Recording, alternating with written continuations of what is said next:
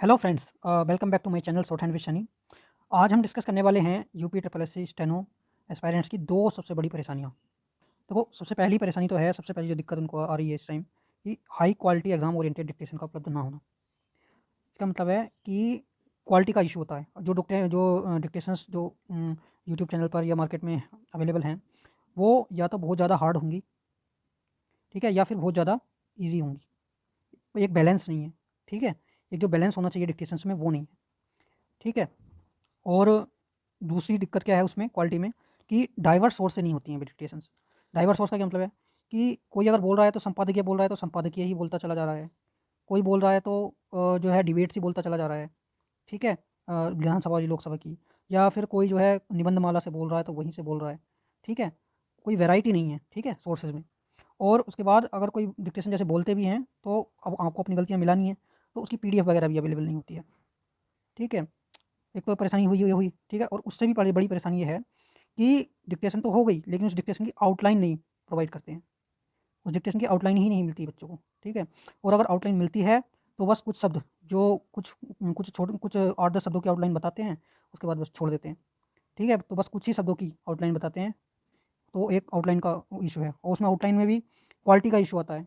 इतनी बड़ी बड़ी आउटलाइंस बताते हैं, ठीक है, जो जिससे स्पीड कवर हो ही नहीं पाती है, ठीक है। और ठीक है, चलो ठीक है, ये सब भी देख लें। तो उसके बाद आती है, चलो आउटलाइन भी अगर आपको मिल गई, तो उन आउटलाइन को याद करने की सबसे बड़ी दिक्कत होती है। हमने आप सबने देखा होगा कि हम लोग कॉपियाँ तो बना लेते हैं, बड़ी बड़ी कॉपियाँ, इतनी सारी कॉपियाँ भर लेते हैं आउटलाइंस की, ठीक है, लेकिन वो कभी याद ही नहीं होती, कभी प्रैक्टिस में ही नहीं आती हैं वे, ठीक है, कभी प्रैक्टिस में ही नहीं आती हैं। हम कॉपियाँ बना लेते हैं या बना बना के रखते रहते हैं, और कभी उसका रिविज़न भी नहीं करते हैं, और कभी जो है वो उनको इसलिए वो याद भी नहीं होती हैं, ठीक है। तो ये तो हो गई दो दिक्कतें, ठीक। तो अब इनका सॉल्यूशन क्या है, ठीक है। तो क्या करें फिर? देखिए, सॉल्यूशन जानने से पहले पहले आप क्रेडिबिलिटी, मेरी क्या क्रेडिबिलिटी है उसके बारे में जान लीजिए, मैं कौन हूँ, ठीक है। देखिए, मेरा नाम है शनिपाल, और मैं हूँ रैंक 3। यूपीएससी ने ईपीएफओ की पीए के एग्ज़ाम की वैकेंसी निकाली थी 2024 में, ठीक है। उसमें 301 वैकेंसी निकाली थी, उसमें मात्र 22 का सिलेक्शन हुआ था, ठीक है। उन 22 में से मैं भी एक था, और मैंने थर्ड रैंक आई थी मेरी। आप चाहे तो जाके चेक भी कर सकते हैं, ठीक है।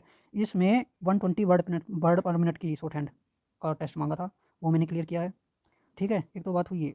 और इसके अलावा एसएससी स्टेनोग्राफर 2000 जो है 2024 का जो एग्ज़ाम था, उसमें भी मेरा ग्रेड सी पर सिलेक्शन हुआ, 4600 ग्रेड पे। इसमें 100 वर्ड पर मिनट की स्पीड मांगी गई थी, ठीक है। तो ये तो बात हुई मेरी क्रेडिबिलिटी की। तो सॉल्यूशन है, देखिए, सॉल्यूशन जानने से पहले प्लीज़, अगर वीडियो पसंद आई है तो वीडियो को लाइक कर दीजिए और चैनल को सब्सक्राइब कर लीजिए।